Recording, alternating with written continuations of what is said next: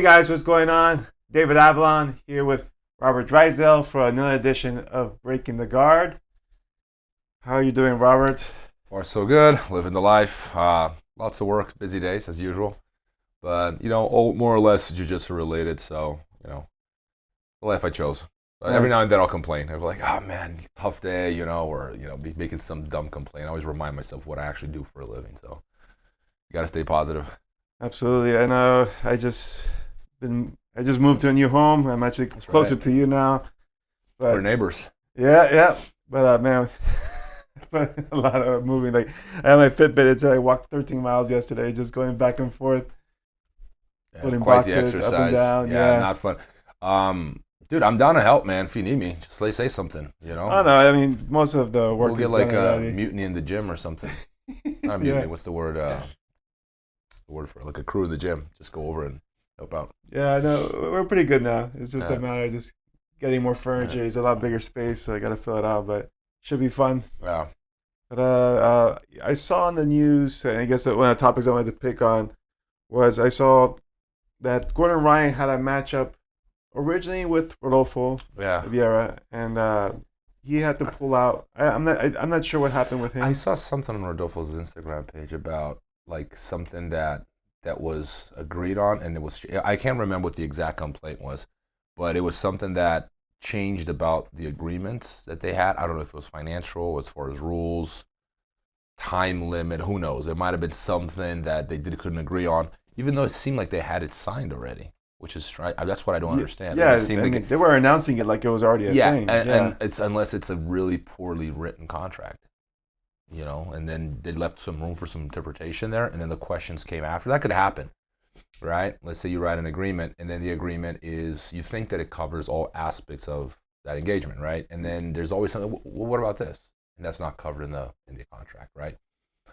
Could be something like time limit, for example, or some rule. What if they go out of bounds? What happens? Like something like that, right?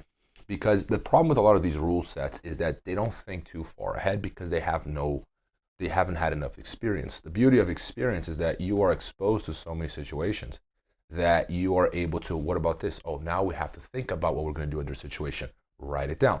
So if you look at IBJJF's handbook, the rule book, it's not small. Is because it covers almost every single possible situation. And they're adding new stuff every year because every new year there's something that comes along that goes, we never thought about this. What do we do here?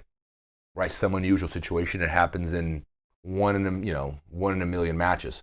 But if it happens, you have to have it written down. Yeah, you have to be able to cover it. You have to be able to cover it, right? So a lot of these new rule sets, everyone thinks of a rule set, and everyone thinks about the points and, let's remove advantages, or let's remove points completely, or let's give like X amount for a pass. That's the easy part, right? The difficult part is factoring all these other aspects that you can't, all these other things that could happen in a fight that you can't really, you can't foresee, right?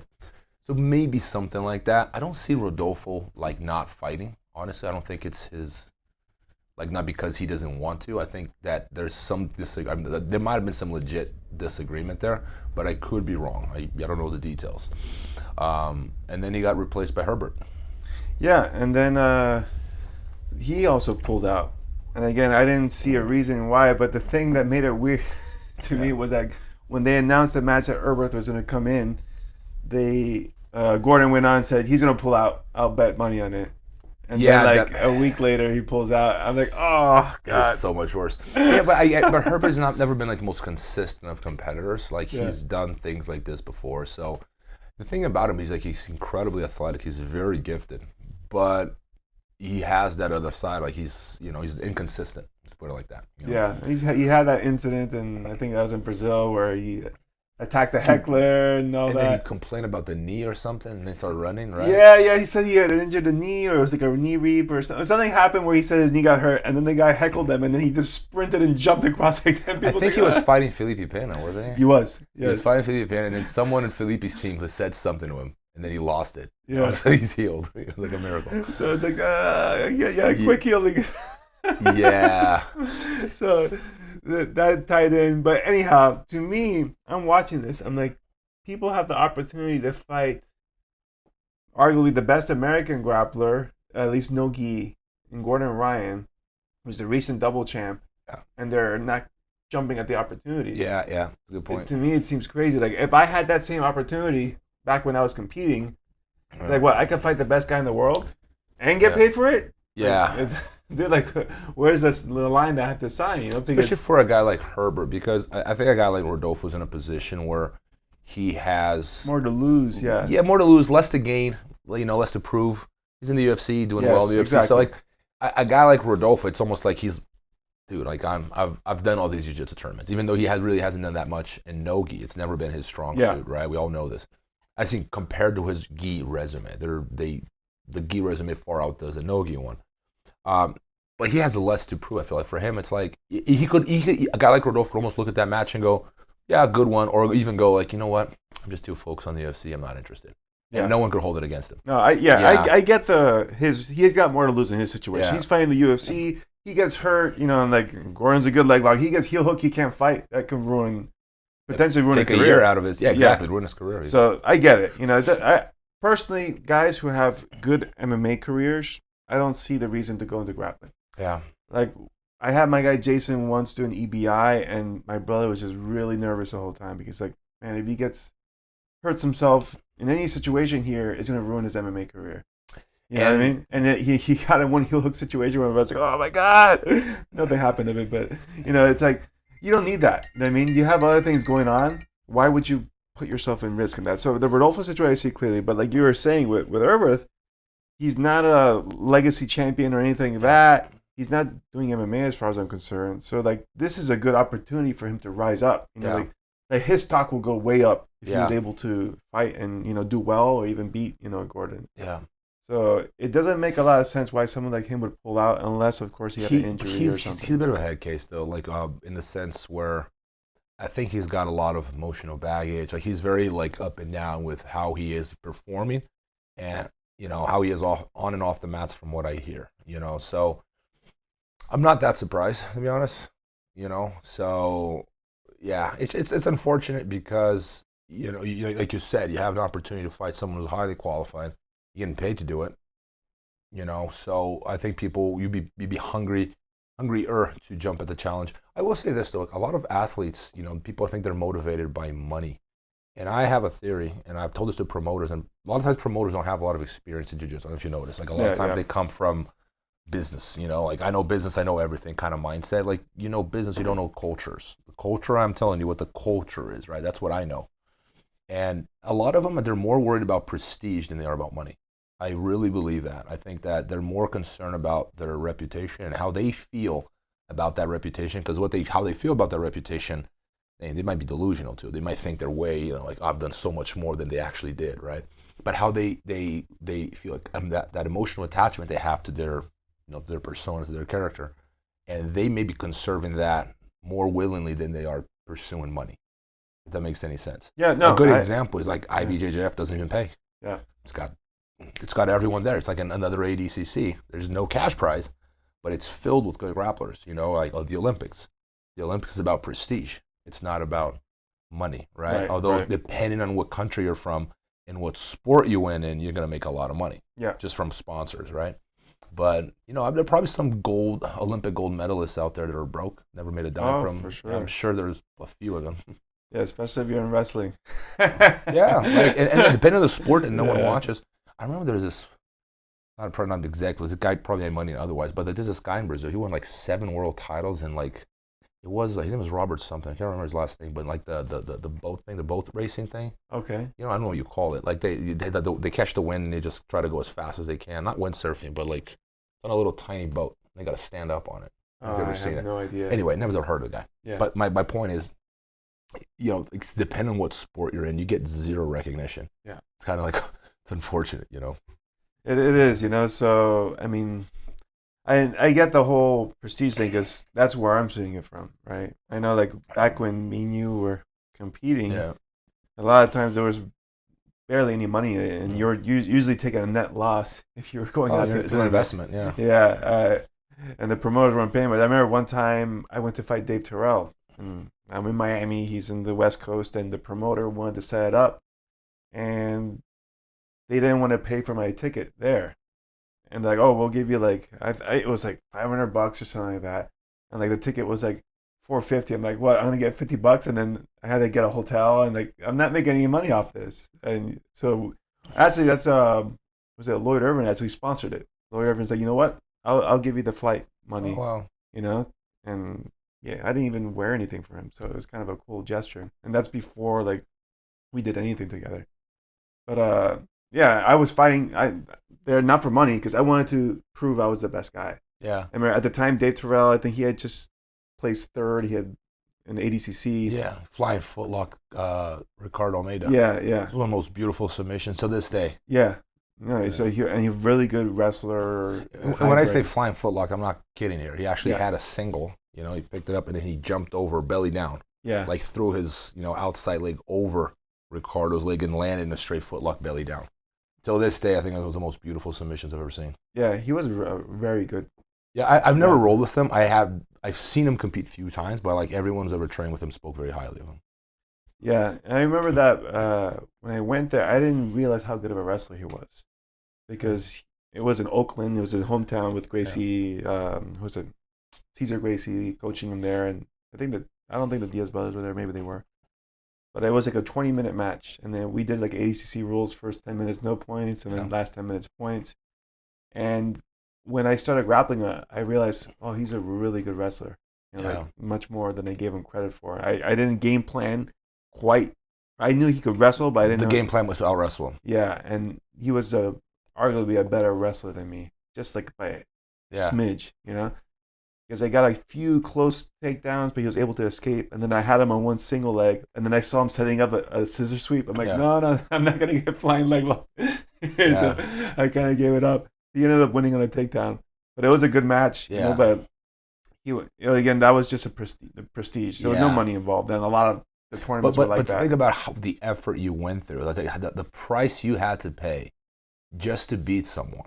And it's mostly for yourself, because at the time especially, there was not a lot of people watching either.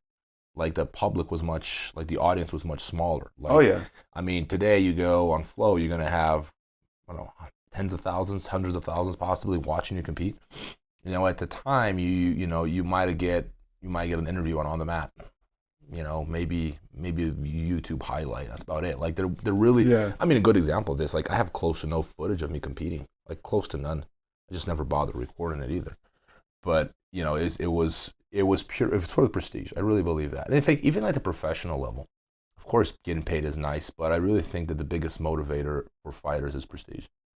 Yeah, especially once you start accomplishing things and you have money in the bank, your motivator is going to have to be setting records and setting goals. I think that's why a lot of these people are also going for like double champs and stuff like that. They're trying to cement themselves in history, like, oh, I'm the first guy or I'm the only guy to be able to do this, But I think for grapplers not to be jumping at the opportunity to fight someone like Gordon is silly, in my opinion. I think there should be a queue of people waiting to get the chance to compete with him. I agree. I think that like because the thing is, if he's established himself as the number one no-gi grappler on the planet, like you have nothing to lose, everything to gain. Yeah. So plus I do think he's beatable. It's not one of those things where, like, oh my God, for sure I'm going to lose. I think Rodolfo or Herbert could beat him with the right game plan, with the right preparation. They could beat him. I think I would still say Gordon's a favorite, but I think either one of them could beat him with the right mindset and the right game plan. But I think it's, in the Herbert case, it's like he just chose the wrong guy, honestly. Is not a good replacement. And Rodolfo, I don't know. I don't see Rodolfo backing out of a commitment, man. I just don't see unless it's something that they really couldn't agree on. I don't think it's anything. Whereas Rodolfo getting intimidated, I think once you put his name there, I just don't see that being the case. Yeah. Well, I mean, hopefully someone else steps up to the plate. What is that for again? I can't even keep up. It's a West Coast grappling. East Coast grappling. East Coast grappling. I think East Coast grappling. Yeah.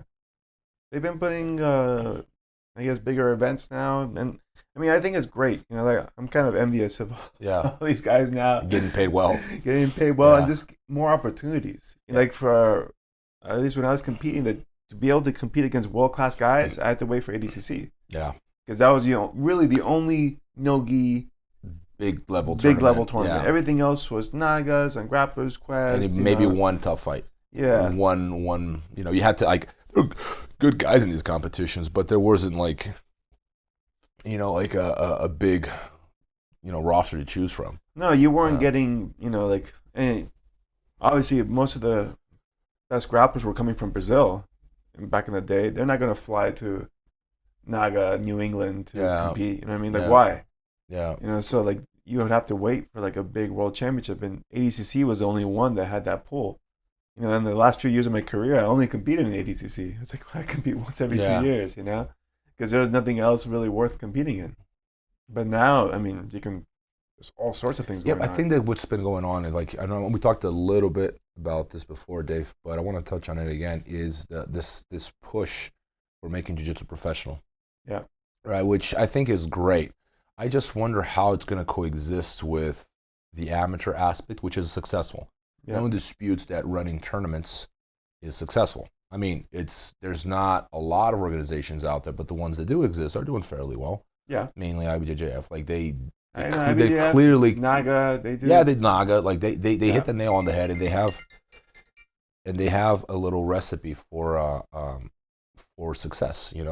The question is, can professional jiu-jitsu replicate that?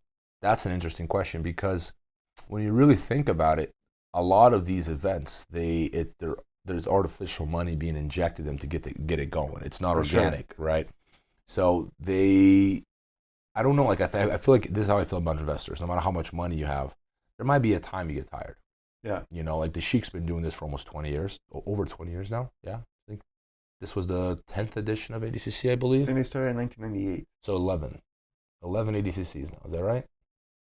Well, the first few years they were doing it annual.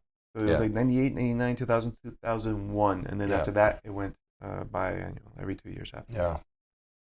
So yeah, there's over 11, I think. Oh, it would be 11. This year would have been 11, if that's the case, right? So the first one was 98, 99, and after that it was... Well, 98, 99, 2000, 2001. Oh, okay, so 2013 then in that case. Yeah, and then, Okay, so, they spend a lot of, over the years, I mean, it's Sheik money. Yeah. Right? This so is barely... But I will say, this is the thing about money. Like, no matter how much you have, if I took $1 out of your pocket every day, it wouldn't make a difference in your income. Like, you're not going to be poor if I took $1 from every week, right? Or every month or every day. But if I kept doing that over and over and over, it might be a point where you just go like, all right, man, I don't want to give you $1 anymore. Yeah. Because it's it's very artificial, like I said. Like, you get a guy who loves jiu-jitsu and he's injecting money into the sport. And that's great. And we're fortunate. It changed my life, changed your life. It made everyone's life better. So thank you. But I don't know if it's realistic, if it's sustainable. Long term, because she might change his mind tomorrow and go, nope, no more. I think in his case, we probably won't see that, just because he's got such silly money there. Someone will buy it. Someone would buy it in a heartbeat. Yeah, and he has a club there, and I know they're teaching it to these kids there, and so like, it's more. I don't think he was going into it to try to make money. He obviously doesn't need to. You know what I mean? So it's like a pet project, so he can keep that up forever. But regarding businesses here in the U.S. trying to do that, it's a different story. I think they're trying to they're going to try to write it off as a loss and maybe counter something else or what. But it is a lot more challenging if you're trying to make money off of this professional basis here, rather than just some pet project. They wear themselves out too, because what happens is it's not just the money. Let's say you're losing $250,000 on a show, which is not a lot. They're probably losing more than that a show. Right, once you factor, because production is very expensive. People don't realize, and we organize that Black Belt CBD. I'm telling you, it goes up very quickly. Everyone thinks the prize money is the big thing. That's a third of your expenses. Like, not even. You're talking about tickets for everyone, hotels, staff. You're talking about, you got to hire people to do your social media, people to edit stuff. You need lights, camera. Like, it goes into the hundreds of thousands. Especially when you're doing the live streaming and like your crew's got to be. You can't hire amateurs. You got to hire good people. These people are not cheap, right? So you got all these moving parts, and then it's the amount of work that goes behind coordinating all this. So you're going to get a promoter who's working 15 hours a day for months, and then at the end he's in the hole, and he's like, you know what? It's the first one. Just getting the business started. 2 years later, he's still not pulling in a profit. And then it's like, all right, how long do I want to do this for? You know, and it's a very difficult model to make successful, because it is the BJJ audience is a spectator audience. They like to watch, but they also like to practice. Yeah. So it's difficult to get people to pay for something that they see every day on the mats. Because the truth is, they watch people roll every day. It may not be world-class grappling, but if you're training jiu-jitsu every day you watch people roll. So it's not as exciting to see. You feel like it loses some, because it's a practitioner sport. It's very different from football fan. Yeah. Someone who's never played football, but will watch football religiously. Yeah. So that's the great difficulty, and you can see that there's a movement trying to change that. You see, like, there are certain grapplers that only compete at a professional level. They won't even step foot unless they're getting paid. You know, and I think there's some merit to that, but at the same time, you know, you get your credentials not from. I think that you got to be in the competition circuit, either IBJJF or ADCC or something, right? Or even, because that's where you're going to get most of your credentials. Otherwise, you end up being just, I'm going to market my way into a super fight, which is, to me, it might be the shortcut, but I don't think you're going to walk in there with very little experience, and that's a big part of the problem. You get people come into from tournaments, they're going to have like 300-400 matches by the time they make it to ADCC. If you're only doing the professional circuit and you don't have that competition experience, you would have like 20, 30 matches. Now that counts. That leaves a lot of room for error, because you haven't competed enough. And that's why I like tournaments so much for learning, especially because it's like 3, 4, 5 matches, sometimes 6, right, for you to win. Whereas a super fight, you get the experience of one match. And it's not the same. No, it's very different. You know, I was fortunate I came up through wrestling, so I had a lot of experience early in. And every time you could compete in one match and feel good, but then the next match, how are you going to feel? And then the match after that, and the match after that. You know, like when you're doing 4 or 5 matches in a day, it is definitely a different mental challenge. And the way you pace yourself and the recovery is important, you know. Yeah. Like, so, to me, that's why one fight is easy. Yeah. Here's the thing. It's weird because, like, I agree with you that one fight is easy in the sense where you're only beating one good guy. Your mission is to beat one good guy. Whereas a tournament, you're going to have 5. Now, like, I feel like all 5 are going to be, like, high level. Whereas maybe, like, 10 years ago, maybe out of those 5 fights, like, 3 of them were going to be wars. Maybe 2 were going to be wars. You had, like 2 or 3 easier ones, right? But it's still the challenge of, like I said, like, pacing yourself and, like, everything from a long day, so you're going to be exhausted. But I always struggled more with super fights. I'll tell you why. Warming up has always been the hardest thing for me. Get my body going. Like, everyone think, oh yeah, I warm up before, but my body always takes a long time to wake up. You know, so tournaments, a lot of times, if I had an easier first fight, that was perfect, because it's like a good warm up, you know. And then, like, match 2, 3, 4, and 5, I was flying. Like, I've done 10 matches in a day, and I felt great by the end of the day. I felt like $1 million. It's hard to explain, but I just took a long time to warm up. When I fought Jacare, I barely warmed up. That's like they kind of dropped it on me, because I was supposed to fight on Sunday, and I showed up on Saturday just to watch the matches, right? And they're like, oh, you're going in like 30 minutes or 20 minutes or something. I'm like, wait, I was going tomorrow. And then, you know, they changed it on me last second, and then it's not that they give me 2-3 hours to warm up. It's like, get dressed and go. I'm like, what? And it was kind of like a rush. They really rushed me, and I didn't warm up properly, right? So the first 10, 15 minutes of the match, I'm gassed out. I'm just trying to hang in there. But towards the end, you can see Jacare slowing down, and I start picking it up. Like, I feel like my body's waking up, and what I actually prepared to do, I was actually coming into it, and I started feeling better. Like, towards the end, I actually believe had we gone overtime, I would have won that match, because you could see him slowing down, and I was starting to wake up, you know. And that's why I always disliked super fights, because it's always been harder for me to warm up, even though, you know, as far as winning goes, it certainly is easier, because it's only one match, and you know who you're going against. There's no unknown variables, really. That's, I guess, in the jiu-jitsu world, the warm-ups is always tricky. Like, I know my brother and I, we always warmed up like wrestlers. But you learn that from wrestling. Yeah, in wrestling, the warm-up is, you'll see the beginning of every wrestling tournament, everybody's doing a similar wrestler warm-up, running, circle, forward rolls, they do shots and stuff. And the rule, at least for me, was you have to be sweating before you can stop. And you have to break a good sweat. And the additional thing I would do, I need to get to the point where I'm breathing heavy and then get over it. Yes. Right. So it's like if you ever start running, usually in the beginning, and then once you catch up, now it's a even cadence, right? Yeah. And now, okay, that means you've gone through that first wind and you're in your second wind now. You're ready to go. So anytime we competed, my brother and I, we would warm up. And I remember when we do grappling tournaments, everybody's looking at us like we're freaks because everybody else is just doing the little leg rolls and that stuff.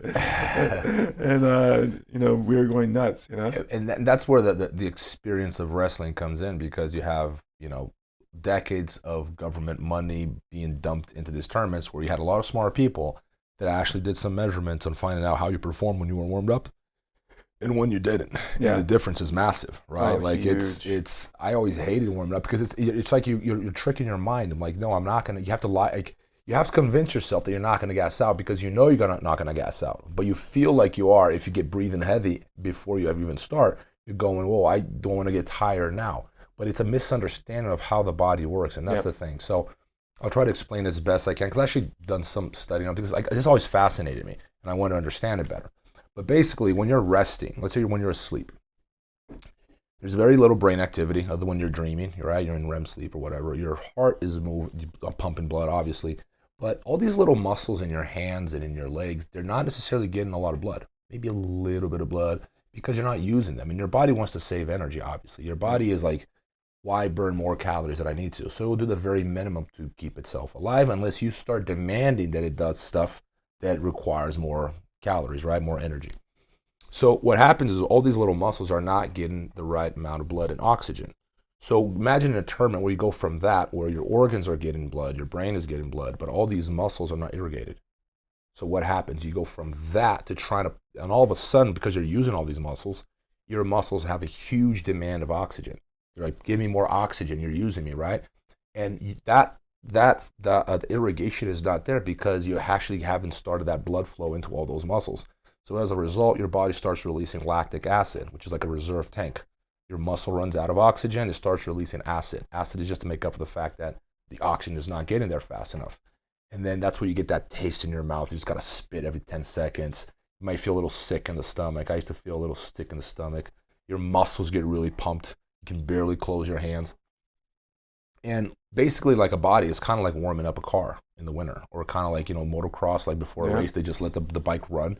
It's kind of what you're doing. You have to make sure that every little muscle in your body is getting enough blood, and there's a flow of blood to those muscles. So when those muscles are requesting oxygen, the delivery is fast because the blood's flowing fast through your whole body, not just your organs, not just your brain, not just you see what I'm saying? Like the muscles need that oxygen.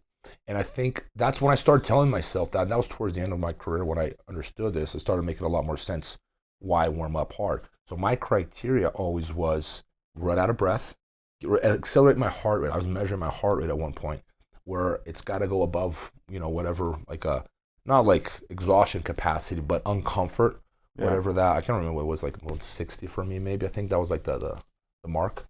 Maybe 150. I can't remember now. But I do that for only like 10 seconds, and then I just move around for a couple minutes. And then I do that again, right? Try to get that burn, and then like rest for another 2-3 minutes, just moving around. But always like get that push because I'm letting my body know I'm about to perform at this intensity for 10 minutes straight. Yeah. Right? So it made a massive difference when I did warm up. It's just that it's hard to have the discipline to do it if you don't have the culture to do it, like you got from wrestling, for example, or a coach yelling at you, which helps. Yeah, well, having both is what wrestling's about. Coach yelling at you. But I would use those, and I also use mental devices as well. Like I forgot where I learned this, but I would associate colors with state of preparation. Right, so I think of like a traffic light. You have red, yellow, green. Right, so I kind of actually had them in reverse. Red is go. Red is go. Right, but I would say it's gonna mess up how you drive, man. Start fucking with yourself. Because to me, I was thinking, what colors are relaxing to me? Yeah, blue and green are relaxing to me. Yeah. Right, so I would think. Blue would be I'm going to sleep. So in my mind, I would just see blue, and then sometimes I would do imagery, like I would see oceans or rolling waves, and Okay. so I'm in a tournament. I don't have anything going on for a while. I'm gonna go blue sleep. Green, I'm awake, but I'm very relaxed. Yeah. Yellow, I'm warming up, right? So, and I see Yeah. like, to me, I see flames, I see fire. I'm warming up. Oh wow, I never thought about that. And then when I'm about to step on the mat, like engage, I go red, and to me that's blood. I'm seeing fighting. I'm seeing carnage. You know, and the very last thing before we shake hands or they're gonna ring us in for the fight, just blinding white. And to me, that's just to clear everything off my mind, and then boom, now I'm fighting. Did you come up with that yourself, or did you read that? I know. Recommended. I can't recall where I learned that from. I'm not sure. You know, it wasn't because I've had wrestling books. They didn't cover that. I don't know if it was a Deepak Chopra thing or what. No, because that was way before I started reading. I don't know where I got that from, but I would use those all the time, and I find establishing routines when you compete is so important. It's like I think we talked about this, but like for golfers, the main thing is establishing a state of mind every time they're going to swing, because once they have the perfect swing, it's not just the physical part of it, but it's also what's going through their head. If they can replicate that, then it's like they get the same swing every time. It's going to be perfect every time, right? So like an association, right? I see what you're saying. So like for me, if I can ritualize my warm up, then if I have a great warm-up, I will get that great warm-up every single time. So I know that's not going to be an issue, right? Because you're right. Like some people, when they're not confident or they're doing random things every time they warm up, it's like a crapshoot. They never know how they're going to end up, right? And you don't want to be going to competition and about to compete and not sure how you're feeling. Yeah. Like, you want to be 100%. Like that's the one thing I always felt grateful for. Like I never felt like I had crap warm-up, you know? Yeah. The only times I felt like I didn't get warm-ups or like ideal recovery was for ADCC, because in the absolute divisions you don't get any rest. It goes pretty quick. It goes really fast, you know, like it's not really fair. No. They just some people get a much bigger rest than others too. Yeah, it just depends on where you are in the bracket and how many overtimes you pulled. Yeah. I know, like I've had the misfortune of when I went with Zanja, triple overtime, and then right off the mats it was right with you know what I mean? So like they don't give you the luxury of choice there. Yeah. I remember you had the same thing because our match went overtime and then they were spitting you out right into the match with Gaval. Yeah. And that's when I gave you that Gatorade. I remember now. I forget. They gave me a Gatorade. I was very nice to drink it. I'm like, this guy's the nicest guy in the world, man. We just went to war here, and he's giving me one of his Gatorades for my next match. Like most people would have been like, "F you, man." Like, I was about to drink the Gatorade, and he was running around like, "Oh yeah." I'm like, "He probably needs it more than me." That was very nice, and I remember that. But man, like going back to that color thing you were talking about. Man, that's actually really smart. I like that because I play tricks on my mind every now and then, like similar things. I can't think of an example now, but like I'll do like little things about. I'm trying to think of something like for sleeping, for example. Yeah. I will imagine like waves. You know, they help me relax, right? If I want to take a nap or you know before I train, what I've done is I would imagine myself walking into the tournament when I was walking into the gym. Yeah, I'd picture myself walking to the arena. It's like I'm trying to get myself like a little hyped up, you know, a little nervous. But I like the color thing because if you can keep making that association over and over and over, I think it's a way of alerting your body on a very deep level, not just a superficial level. You know, superficially, right? You're about to fight, but on a deeper level, so you're preparing yourself for battle, right? Like you're really getting ready. I like the red. Now it makes sense why you flip the order of the lights. It makes perfect sense. Yeah, red means blood. And then white, I thought you were going to stop at red. And you were like, white, and want to get everything out of my mind. I'm like, man, that's even better. Yeah. You just clear all the BS out of the way and just focus on the mission. I see like all the imagery. I see like blue, I said oceans, waves. Green, I see like a pasture, rolling hills. Yeah. And I see myself propped against a tree in the shade, you know, relaxing. Kind of living like you live now. Yeah, exactly. 2 more years. And then yellow is, I said, fire, heat, blood. And then white, I almost sometimes imagine just like Gandalf the White when they had the beam. Yes, blinding. And he turns into Gandalf the White. Yeah, and he has this blinding white that just obliterates everything. That's kind of like right before we're about to go. Good. Right be the bell. Boom. And it's crazy how like the mind really. Everyone's like, oh, it's all mental, and like it is. It really is. It's just the things about the mind are so hard to control. Like I don't. I've had very few instances in my career where I felt what we describe as being in the zone. You know, and being in the zone is not something you can force yourself into. I don't feel like.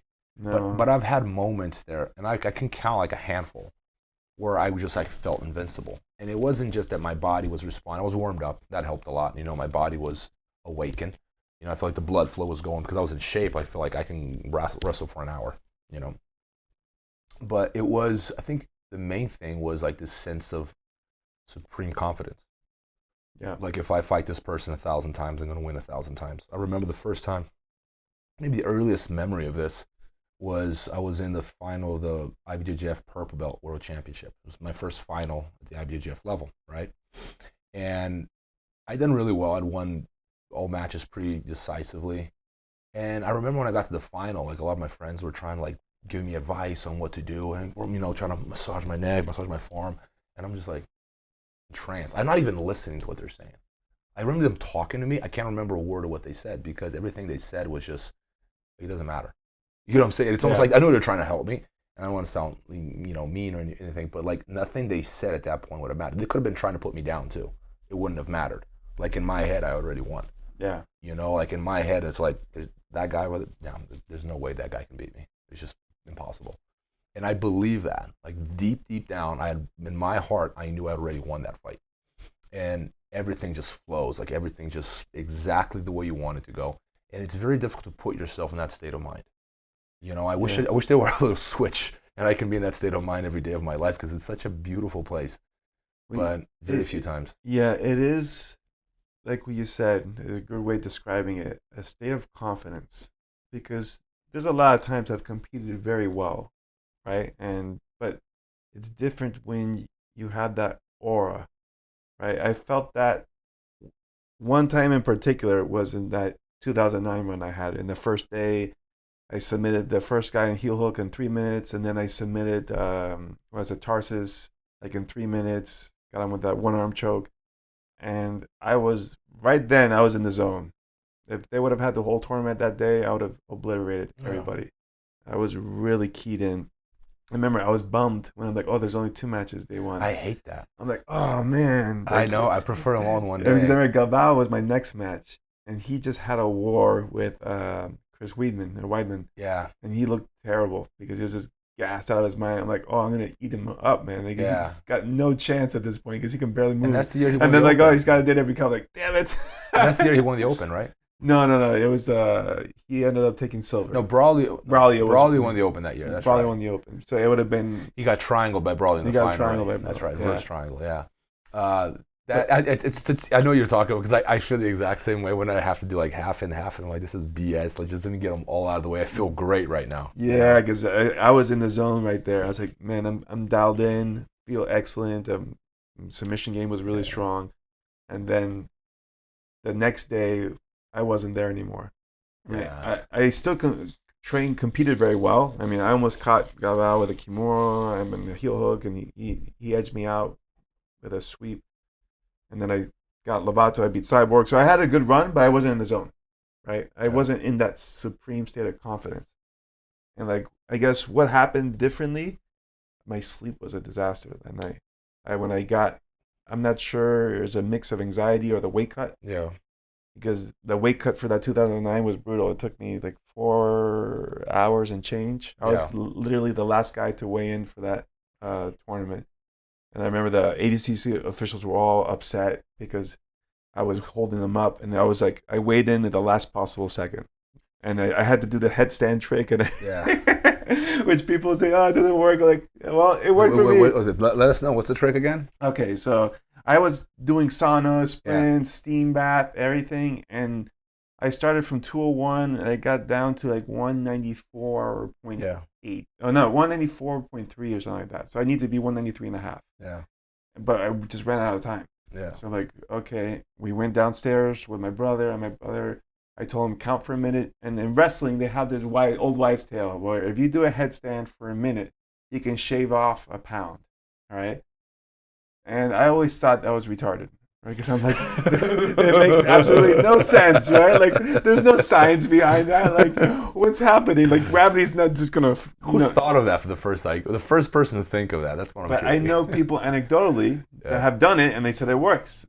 I'm like, I have nothing left to lose here because if I'm gonna do a handstand for a minute. I do a handstand for a minute. I remember my brother's counting the time, and I think it was Lubo. He's like, "What are you doing? No, get on the scale. That doesn't do anything." And then my brother is just like stalling. So I'm like, just holding my headstand. And he's like, "A minute's up." Okay, I get up right away. I had to get naked, step on the scale, and then I see it goes 193.2. Get out of here. 0.4. And I just step on the scale. All right. Okay, because the weight's just below. I don't know. And then he's like, "Okay, but the headstand didn't do anything. You were already on weight." I'm like, "I don't care what it was." But I'm trying to think of an explanation here. I can't think of anything. If either maybe you drip more because you're upside down, or because the blood goes to your head, and when you stand, your feet are lighter. No, but you're all still on there. I can't. If it does work, you got to put some thought into why that is. That's interesting. I've never even heard of that. Yeah, so I don't know if it was just coincidence or weird chance or what, but it seemed to have worked. But anyhow, I made the weight there, but then You ever try the credit card on the skin? Oh, just to wipe out. Yeah, because I used to have like alkaline all over our skin before a weight cut. Yeah, and like that weighs, like that's on your skin. Yeah. Right. So especially because it seeps into your pores too. So you want to get that off before you stand on the scale. So we just like scrape our skins with a credit card and just get all that sweat and alkaline off. And man, you shave a lot of it off. Yeah, I was there with, who was it? Tom Lawler. Yeah, he was making weight for the ADCC. So yeah, we both alkalined up, and then we're just trying to. I was getting desperate there because 4 hours doing sauna, sprints, stairs, steam baths. It's But to me, it wasn't a question if I was going to make it. It was just a matter of when, right? I just needed to make it before the deadline was up. That's why I don't get people who they break in the weight cut. I'm like, bro, that to me is weak sauce. Like, yeah, you made it that far. Yeah, you know what I mean? Like, I don't know. Like, I really want to fight. You know what I mean? It's like losing weight is not an issue of like, I don't know. I can push myself. It's hard though. Like I've had moments there where I'm like, man, I don't know what dying feels like, but it must be something like this. Maybe like this is what death feels like, because you can barely stand. Like everything just stops working. Your brain's not really working well anymore. Like your muscles are so weak, you can barely hold your own weight up. It gets really uncomfortable, man. So I'm two minds about the weight cut, man. I actually like the way their UFC does it now is way better. They have an official weigh-in in the morning and then the weigh-in for the fans. Yeah, they give them more recovery time. Yeah, basically more recovery time, and you can cut in the morning and not a show. It's just you just have more time to make weight basically. Yeah, and it's the thing I like that. The other thing is ADCC does the weigh-ins like a few hours before. Now, how does it work again? Yeah, well, I think it was so. What happened was again about my story. I was that ADCC. I think I influenced it because after that they made the same day weigh-ins. Yeah, and I think it's because I stalled them. So if anyone wants to blame someone, my bad. Yeah. So after that, day one when I competed, I told you it was in the zone. But then day two, I couldn't sleep. Like my mind was just racing and my heartbeat. Yeah. You're excited. Excited, my legs were all tight, and that's what I noticed more than anything. My legs were jacked, and I'm thinking, I was doing so many sprints and stuff for the weight cut. Maybe it just hit me now, because honestly, that day didn't really put that much mat time. It was just 6 minutes total, So I guess it was just late hit on the soreness because my legs were just twitching the whole time, and I couldn't stay still, and my mind was just constantly racing, and I was visualizing the match with Gavao a million different ways, how it would play out and how I was going to win. And I tried to sleep. I tried to force myself to sleep. I couldn't. I was up the whole time. So I kept looking at the clock. It's 1 a.m., 2 a.m., 4 a.m., 5 a.m. Oh, that's the worst, man. I'm well, I guess I'm up. and the other thing that sucks too is if you have if you have an injury or something, like you hurt your finger, which is very likely to happen in a match, mat burn, something, right? If you're warm and you just won 2 fights and you got to go again, you don't feel it. Yeah. You just go. Now, if you go home and you cool down and you ice it maybe, Next morning you're limping. Yeah. You know, like, so you're not the same. How do you warm up when you're limping? Like, it sucks, right? So it does take away a bit from your steam. Yeah, I actually do think it's worse. Like, if I could choose as a competitor, right, I would much rather get all my matches done in one day. I actually do believe it's easier. Yeah. They made it, they cut it half and half to make it easier on the athletes in theory. But this is like my beef with a lot of promoters. Most promoters don't have any competition experience. I suspect that if you ask most competitors, they would all say, let's get it all done. Let's get my whole division done in one day, and maybe the open the next day type thing, right? I really think they would say that. I think few people prefer to do 2 and 2. Yeah, I think it kind of depends on how your draw was, right? Like on that day for me, I had 2 quick matches. I got 2 finishes right away. So yeah, put me up for the rest of the matches that day because I'm fresh. Like you said, I'm essentially warm. But if I had like the triple overtime and a double overtime, and then I'm going to face the next guy, maybe I want some more recovery. Yeah. You know, because putting like 40 minutes on the mat, and then I'm facing the guy that just did 6 minutes. Yeah. He's going to, just by science, he's going to have more energy than me. Yeah. He's going to be able to outlast me or do better than me. It just depends, I guess. But 2 matches seems like very little. Maybe do like at least 3 in one. I don't know. But then again, you say if you're in the zone, man, you want to do everything. Yeah. I've always done, just one reason I've always preferred, I like tournaments more than super fights because, I think they're more prestigious in the sense where, even though, it's funny because like you get more notoriety out of super fights, but like to me, it's like tournaments are way harder. More tournaments fights. are way harder because it's a good amount of chance in there, and like to be able to get through, you have to do really well. You got to beat 4, 5, 6 good like high level guys, right? Yeah. But the matches got easier as they went on. Like the final, I always felt great. You know, to me, like the biggest challenge always was the first fight.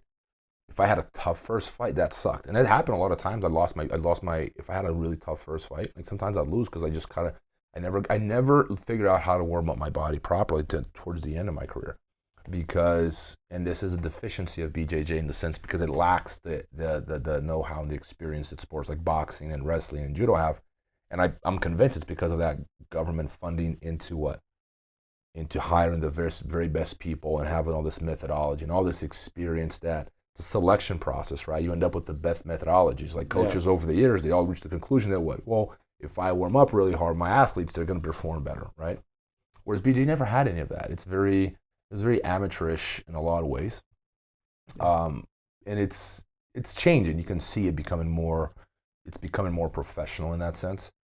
But you know, I wish I had like learned how to warm up sooner. You know, or at least understand the importance of a hard warm up because I was that guy just kind of like 10 jumping jacks and moving my neck around a little bit. You know, like 360 5 times each side. I'm good to go. I was that guy. You know, and it's a horrible idea. You really got to break a sweat. Yeah, I had guys who would say like, cheetahs don't warm up. I've heard that, man. Like people say like a lion doesn't warm up to hunt, and that was like why they didn't warm up, and I'm like, yeah, but that's true. The lions don't warm up to hunt. Yeah, but I'm not a lion. It's like it makes you think a little bit. Wait a second, does he got a point? Yeah, there's 2 things to that. Right? One, you're not a lion, and 2, it only has to sprint that one time, and that's it. And it's done. It's done. Right? The wins or loses. Wins or loses, that's it, right? It doesn't have to fight 5 times, 10 times in a day. The duration is also really small, right? Yes. Like sprinting animals, you're talking about a chase that's maybe a minute or 2, and then they're done. Yeah. Right. So and generally they're not endurance animals. Like the gazelle or antelope will outrun them over time. So they have to be close enough to them to get that quick sprint and beat them there. Otherwise, they're toast. So I don't think that's a good model if you're trying to say you want to be an endurance. Like if you're out there to finish somebody in 2 minutes, okay, maybe you don't need to warm up. We compare ourselves to animals all the time, and then people they ignore the genetic aspect. I was watching that documentary a while ago called Game Changer. Did you see it?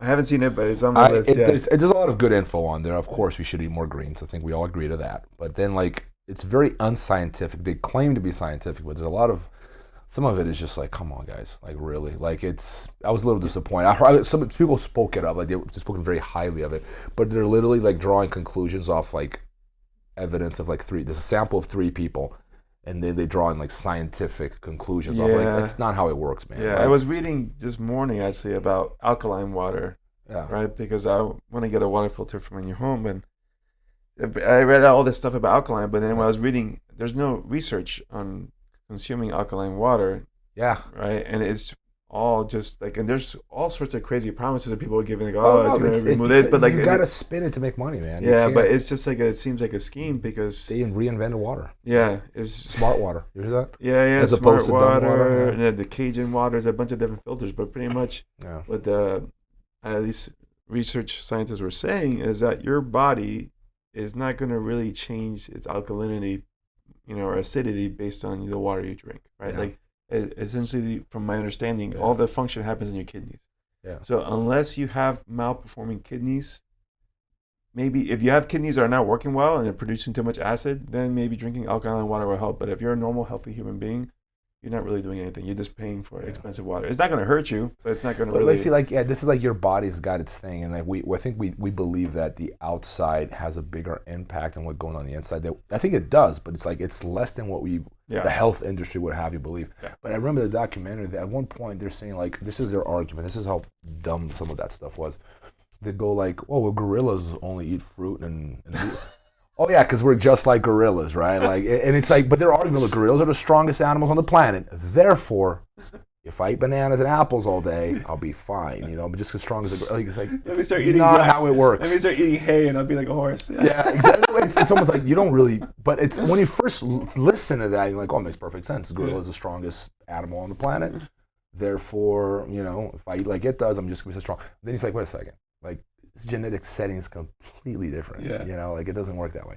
But I think there's a lot of mythology in the industry, and that's like I think I advise people to approach diet very skeptically. There's a very good website. It's called examine.com. I don't know if it's examine or examined with a D at the end. .com. Okay. One of the two. I can't remember now. But it's a nonprofit. All right, they make it very clear. This is all scientific research. We're not looking to sell you a product. We're not selling you a diet. We're just giving you the research. And they digest the research for you, because if you don't want to read 50 papers, because they're heavy, they have to be heavy reads. Scientific papers are meant to be highly informative. They're not your article on menshealth.com, Yeah. So, but what they do is like, they analyze the evidence for you, and they go like, okay, creatine. And then they'll give you like, creatine has had X amount of papers to support it. The evidence is very compelling. I think they have a rating too, like from how much does the evidence back up the claims of creatine, for example. Or I remember one that I'd taken that supplement before, Tribulus terrestris. It's like it's supposed to boost your testosterone. Okay. And it's like an African little root, and it's supposed to increase your testosterone. And there are a lot of supplements. It's a natural root. There are tons of supplements. And I've just, researched out of curiosity. And I remember the data was like 50-50 on it. Like the studies weren't very conclusive. There's some evidence for it, but it was and after that I was like, I'm not taking that stuff anymore. Yeah. Like I'm not spending my money on that anymore. But it was almost a way of like, if you're really into supplements, like saving money, because there's a lot of stuff out there. They make these outlandish claims, and you just want to believe it. It's almost like a placebo thing. For sure. This product's going to make you 10% faster. So you want to believe that, so you buy it. And maybe the placebo is what you needed. The placebo does work. We know that. But I recommend this website. If you guys want to check it out, examine.com. And it basically, and you can type in just about anything. Glutamine. There's tons of data on glutamine, for example. Like it backs it up, right? Yeah. And then there's a lot of stuff out there that, people take on a regular basis that the data's like that. Doesn't work at all. Yeah, it's interesting how people put their agendas over the actual science, right? Like a lot of people are saying, oh, red meat and processed meat produces cancer, and there's no research that shows that. Yeah. There's one guy going as far as saying actually red meat is probably the healthiest thing you can eat, because it has all the essential amino acids and proteins in one place. Yeah. But that's not very popular with people now, for whatever reason. But that's one reason why doctors are so unpopular in this day and age, is because a lot of times they're reminding us of the truth. They're the most knowledgeable when it comes to these things. They're the most knowledgeable people out there. There's a reason why they study so much to become a doctor. But the health industry, they clash a lot with doctors, I believe, is because it's like, oh, they don't know what they're talking about. Oh, this science thing. I remember I've literally had people tell me, oh, this science thing, As opposed to what? Like, what do you prefer? What is your suggestion? What do we replace it with? Mysticism, Yeah, mysticism. And, but they get a bad rep a lot of times because they're just very cynical about health. And I think that there's a lot of wishful thinking when it comes to it. And I think people don't realize how much better we are doing now than we were doing 50 years. It was like, everyone's got cancer and like, autism's on the rise. I'm like, these things were just misdiagnosed 100 years ago. Yeah. They were around. We just didn't know how to diagnose them. You were autistic, you were just crazy, throw you in a madhouse. And, if you're dying of some illness, they misdiagnose it as something else. It might have been cancer. But the truth of the matter is, we're living a lot more than, I think the life expectancy in the U.S. is something like, 73 for men, 76 it's way for women. Up. It's high. Like, just 100 years ago, it's probably like 50-something. Yeah, we're doing way better. We're doing way better. I was just talking to my girlfriend about this because she was watching some TV show and the actress, and she's like, "Oh, how old do you think she is?" Yeah. And I'm like, "Oh, she's probably in her, mid 40s." And she's an attractive lady, So and she's like, "Oh, she's 47." I'm like, "Yeah, she looks her age. You think she looks 47?" I'm like, "Yeah, because nowadays we're living longer, like." People look a lot healthier later in. Yeah. Maybe some of it's cosmetic surgery or whatnot, but like overall, like I remember when I was, a teenager, 50 years old meant gray hair and big pot belly because that was my grandfather, right? Yeah. So he looked old. So that's 50 years old, but now 50 years old is Joe Rogan. Yeah. Or like The Rock, like I think they really 50? Yeah. I think Joe is like 50-something. He's like mid-50s. And The Rock is also, I think he's 50 as well. So they look good. Yeah. You look better than most people do. Yeah, I know, man. Like, I'm not thinking, shit, I don't know if I'm going to get, hope so. But yeah, so like, I think our life expectancy has improved as well as just like the living standard has improved. Like 100%. People are feeling better, they're more active, more physical later in their life, So to me, I think that's definitely shifted and for the good. And a lot of stuff, people like, oh, everybody's having cancer or whatnot. Yeah, at a certain point, you have to die of something as well. Like if you die of cancer when you're in your 70s, it's not like, oh, tragedy struck him. It's like, no, you're going to die of heart failure, you're going to die of, something, And the way we're going, I think we're going to keep increasing. I wouldn't be surprised if life expectancy 50 years from now is 100 years. We're going to be living all the way to 100. I think that's actually realistic. We're figuring out ways of look at stem cells and what that's doing for your body. I think eventually they're going to figure out cancer. They're going to figure out all these things and how to make cells recover faster so you can live longer, right? Yeah, they're going to push the envelope more. I think there are two things here. One, yes, I think people tend to be very pessimistic and people like to complain. They like to blame something. This is why my grandfather died at 94. He didn't eat enough vegetables. He was 94. No, but he had more vegetables, he would have lived to 100, And then there's also like we should not use that as an excuse to say, all right, what the hell, I'm just going to live a long time. I don't have to take care of my body. You don't have to watch out for your health, because you can swing the other way. And it's like, guys, it's a balance, Like I believe in eating healthy. I just don't, you got to live. It's not. I eat in and out every now and then. So what, I think some people expect because I'm retired now, but even as a competitor, I was eating pizza every now and then. Like it's not something you can't. I've seen people perform at a high level and not have that Nazi diet. Yeah. I've seen it. We've all seen it. So it's not one of those things where you can't. I think it does matter, but it's not like it's going to change everything. Yeah, I told you, it's like the guys from Dagestan, like between wrestling, the break in practice. Yeah. They go outside and smoke a cigarette. Oh yeah. It's a thing. Like they light up a cigarette and they're just like, smoking a cigarette during wrestling practice. Yeah. Best wrestlers in the world. They were saying, I've heard people when I was in camps and I was at the University of Minnesota, which they had, Brandon Eggum and a bunch of other world-class wrestlers. And they would tell stories that, Russian wrestlers, they were smoking cigarettes in the Olympics. Yeah. It's like, yeah, what? No, a friend of mine, he thought like Satiev, like one of the best wrestlers of all time, at the Wrestling World Championship, like smoking a cigarette outside in between wrestling matches. Yeah. You go outside, smoke a cigarette, go back in, win another world title. So I'm not kids. I'm not telling you guys to smoke. That's not cigarettes. The advice. My point is, these things are real. They do impact your performance. We know that for a fact. But it is exaggerated. It's not like, if you, it's not the the game. I think what you do and how you prepare yourself and how you prepare yourself mentally, these things are pretty the big decisive factors to me. That's the most important part. You know, not recommending you smoke, but it goes to show that there's a lot more going on than just your actual health. For sure. You know, right? There's a lot of moving parts when it comes to winning. Yeah, I think when it comes to diet, like you said, some people think like, oh, you have to be extreme in this, like, oh, you have to be vegan, or you have to, you know, raw diet, or you have to do keto, and it's like people are jumping to all these different extremes, and I don't. There is many people who've lived to be past 100 that had weird diets or just normal diets. I remember that the one guy was eating, you know, his toast with bacon fat and smoking a cigar, drinking whiskey every day, and perfectly lucid, doing gardening and stuff, well into the hundreds. You know, so according to the diet experts, he should have been dead at 50. You know, so I think the thing that makes the most impact on you is your stress level. Right? People who have great stress management skills, I think, tend to be healthier because stress does affect your immune system, right? If you're very depressed, you're more likely to get sick. Yeah. You know, people who cortisol. Yep, exactly. And you have people who are in high stress situations, like they have all these bills you have to pay and they have to support the family and all this, and they're getting sick all the time.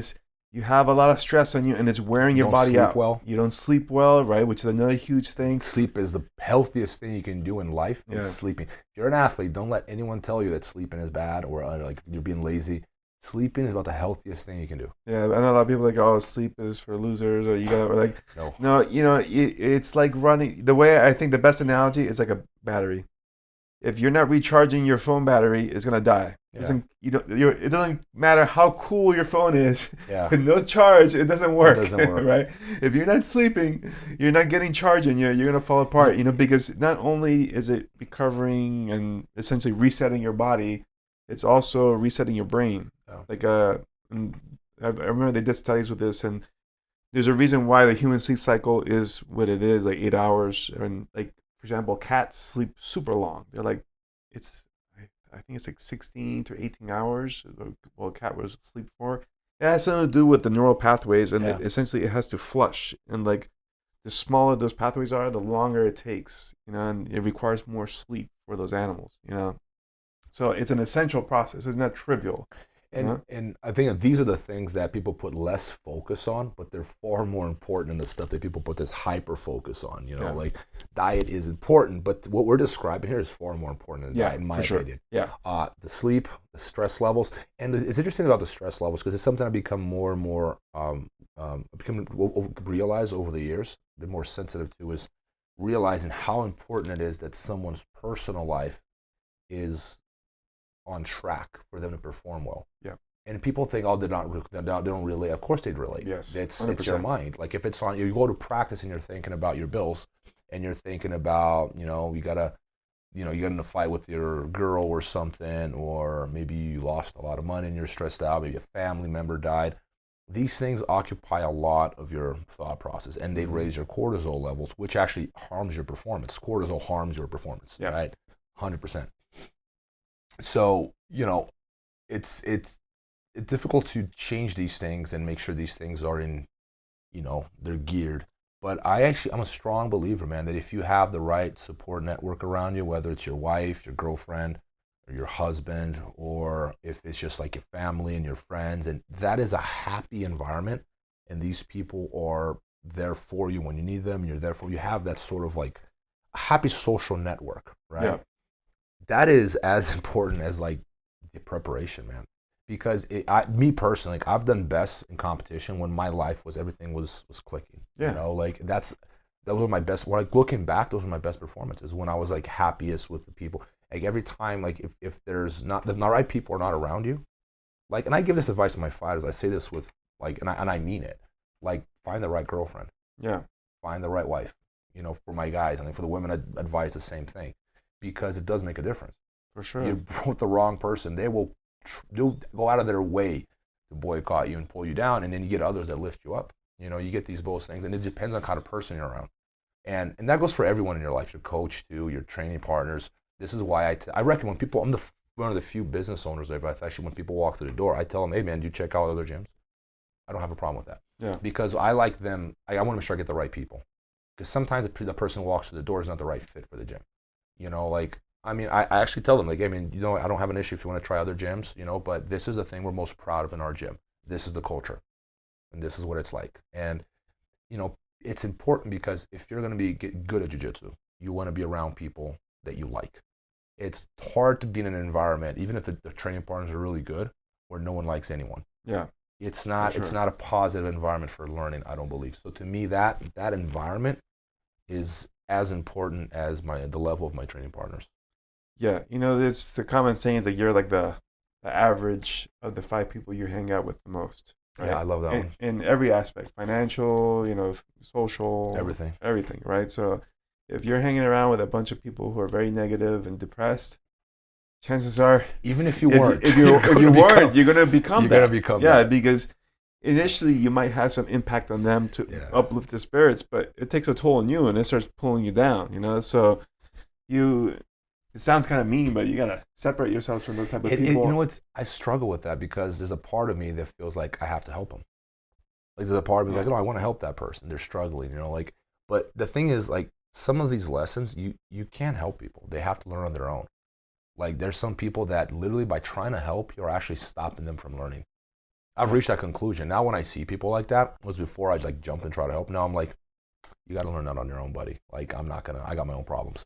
And it's been a good thing. It sounds selfish, like you're saying, but like it actually is a good thing because you are actually helping them.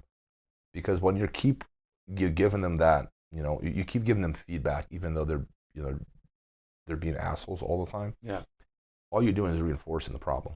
Yeah. They don't learn that way. You think that by being nice, they're going to learn. Sometimes you just got to let people go and go, hey man, you know, you learned that lesson on your own. I'm out. Yeah. You know, it's kind of, I posted a blog about this where, you know, like we talked about this too, that unfortunately most people only learn when they hit rock bottom, right? They have to get all the way to the bottom and then realize, okay, what everybody had warned me about could happen, happened. Now I felt the pain of it. Yeah. I'm ready to move forward, you know? So, like I said, like a smart person is able to learn once they've hit that bottom and make a change, right? A smarter person can learn from somebody else telling them, hey, this could happen, you know? And then the smartest people can think of the situation beforehand and realize the consequences of what they're doing. Yes. You know, so, but if you're, at least if you're smart, you'll bounce back. You know what I mean? Like, a lot of people fear, like, hitting the bottom. You know, it's not the end of the world. You can get back up, you know, but it's just a matter of being able to make that turning zone. But, like, most people, if they don't hit that bottom, they stay where they're at forever because they're unable, like you're saying, you can't pull them up, right? Because they're fixed where they're at, but then they're not going any lower, they're not going down, so they're just stuck forever in the same spot without it being able to change. You know, like, and I think it's a matter of just essentially they're in a box, right? And whatever thought patterns they have, behaviors, they're staying in that same thing, so they never grow. Yeah. Right. And a person, if you want to grow, you have to expose yourself to new things. That's when people say you have to step outside the box, right?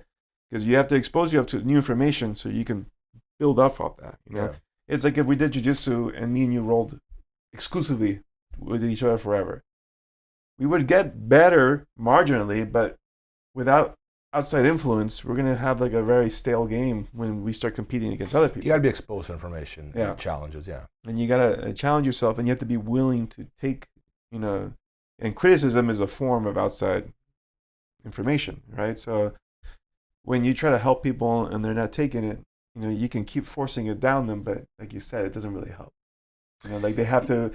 You can only go so far to extend help to somebody before it's useless, and you're just wasting your time. And then you get the people that are used to having people pull them up all the time. Yeah, they play the victim, and then that's their default setting. Just like always, hey, someone lift me up. Yeah, and then that's why they're not actually improved. Because like you reach roadblocks in life, right? Yeah. And it sounds cliche, but it's so true. You get a roadblock, a problem, kind of trauma, anything, right? And then you either use that to go, oh, the world's mean to me, right? I'm a victim.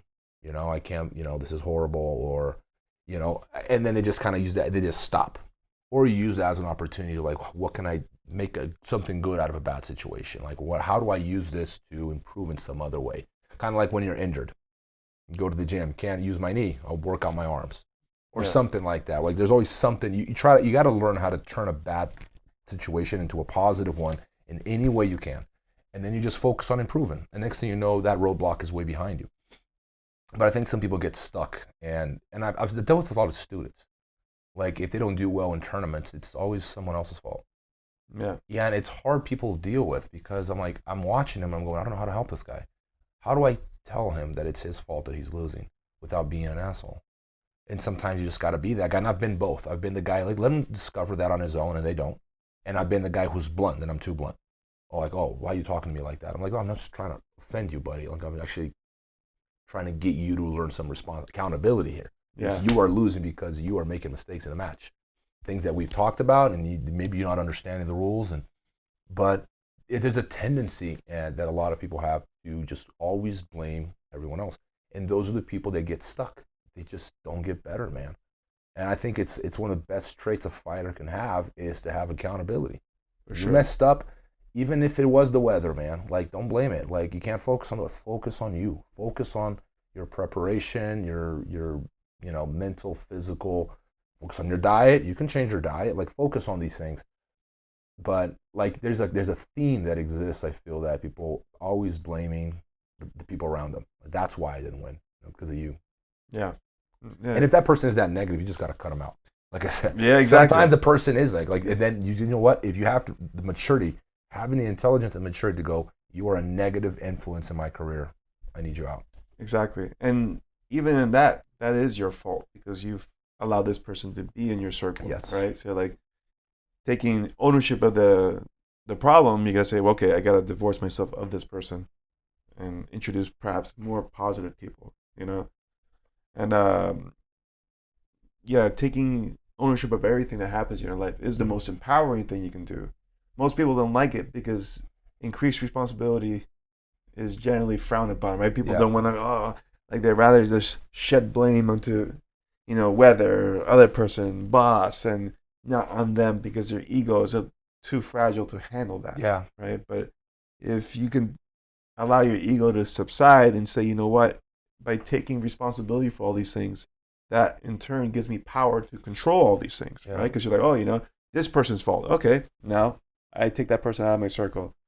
Oh, the weather's bad. Well, I'll bring an umbrella next time. Like you can solve these things if you take ownership of them. But the moment you give it away, now you're powerless. And like now you essentially you've allowed yourself to play victim, right? And the victim can't do anything. They're helpless by virtue of it. So it's funny. I got my daughters the other day. We were eating breakfast, and there was like a muffin that was sitting there for like 15 minutes. No one touched it.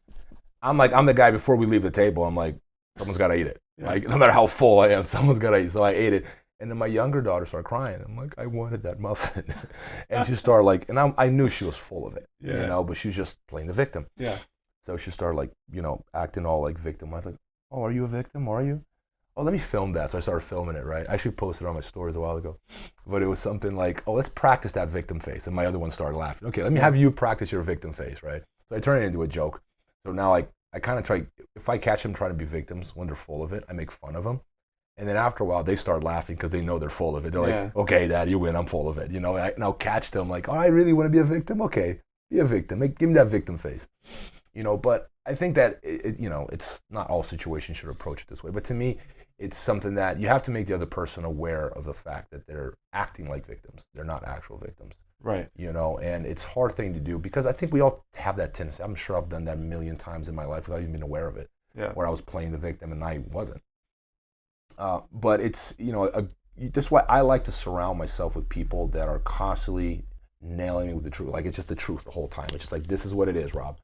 And not yes, man. And it's a hard thing to do because people are constantly, they think that you want to hear what you want to hear. Or I just want the truth. So I try to surround myself with people like that. And those are the ones that are going to tell me when I am, when I'm just full of it.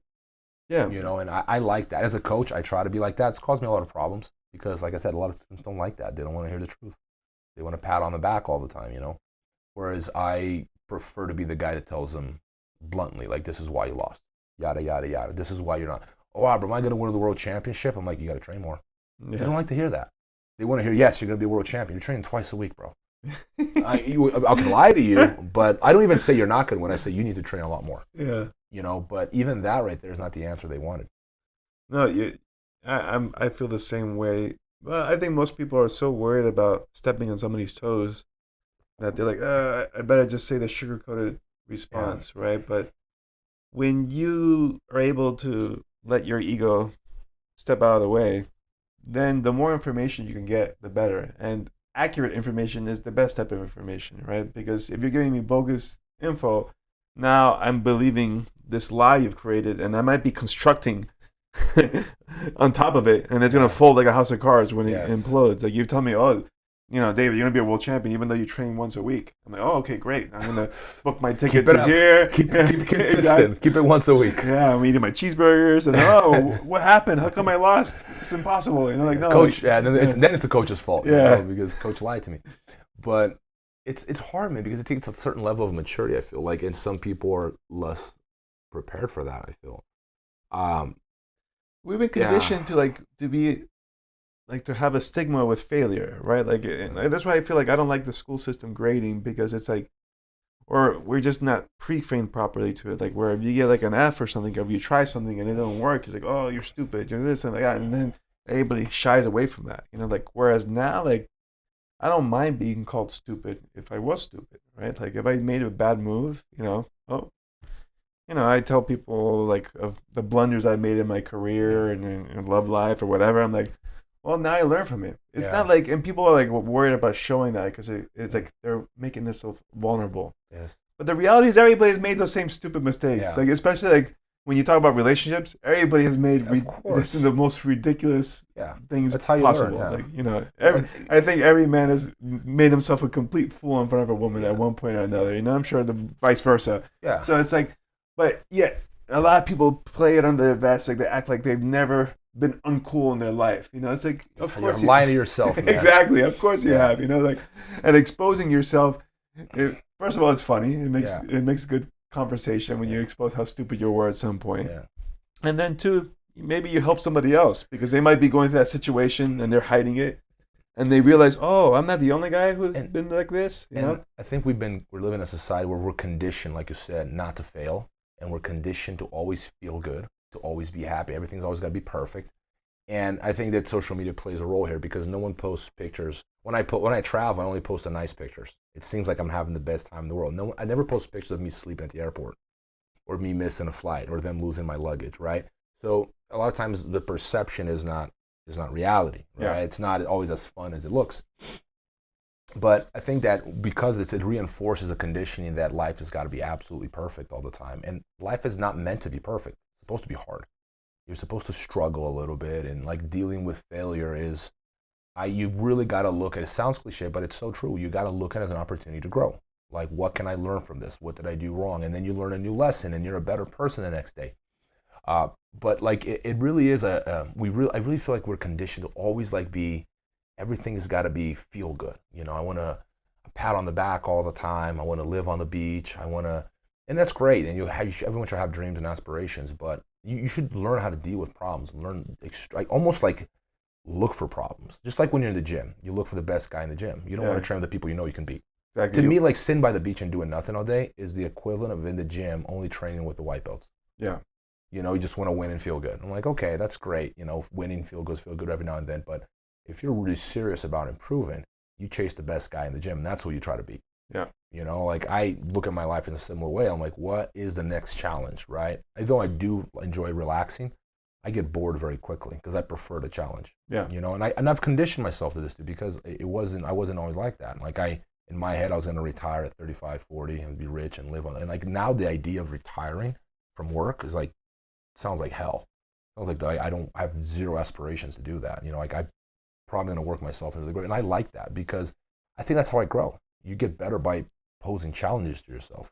Yeah, that's why people climb mountains. Yeah, because you didn't think about it. What's the point of climbing a mountain? Yeah. Like the view, you can get a picture. You can probably helicopter to the top. Exactly. As humans, we enjoy performance. We enjoy solving problems. You Yeah. know, I think about what would heaven be like. You know, like zero problems in heaven. I'm like, I don't know, man. Like, I might be bored. I don't know. Like, what I enjoy problems. I think we want these things thrown at us so we can solve them. Correct. It's a very animal and human thing to want to resolve conflict. Yeah. Right. And that's why, to me, that idea of retiring is an illusion, in a sense that if you literally do nothing all day, you're gonna waste away and die really quickly. Yeah. Because without a purpose in your life, like you said, that the human body is a smart, energy efficient machine, and if you're not doing anything, it's like everything just starts retarding, right? Like, why bother? Yeah, you're not using your brain, you're not using your muscles, you're not using anything. You're just gonna fade away, you know. So, I mean, you can retire from a 9 to 5, but then maybe you pursue another project, like a personal passion of yours that maybe you haven't had the time. But don't think like, because my grandmother, she passed away.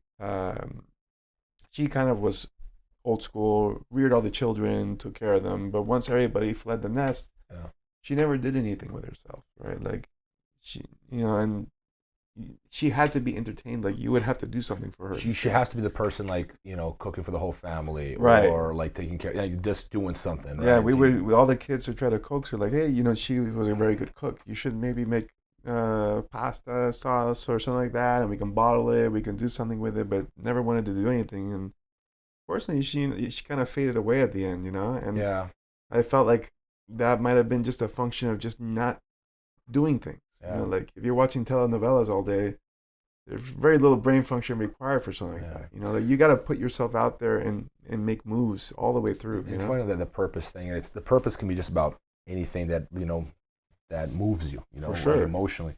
My great grandparents in Brazil, they're like very healthy people. They worked their whole lives. My great grandmother, she was 92, and my great grandfather was 94. Wow. Right? And he passed away in 94. He got, like, I don't remember what he passed away from, something, right? And then I kid you not, it was something like 3-4 months later, she passed away as well. Yeah. Because, you know, her purpose in life and his purpose, like, they were both like, you know, that's why that's why they made it that far. But once they didn't have one another, the other one's like, at no point, what am I doing here? Yeah, I'm out. And it's funny, like, I can't, you know, I don't know how this works, but I think your mind just kind of gives up too. Yeah. Your mind just kind of goes, like, because I think you're fighting to stay alive at that point. Every day is a struggle just to get your functions going, right? Like your brain, your heart, like it's an incredible amount of will to stay alive at that age, I'd imagine. Right?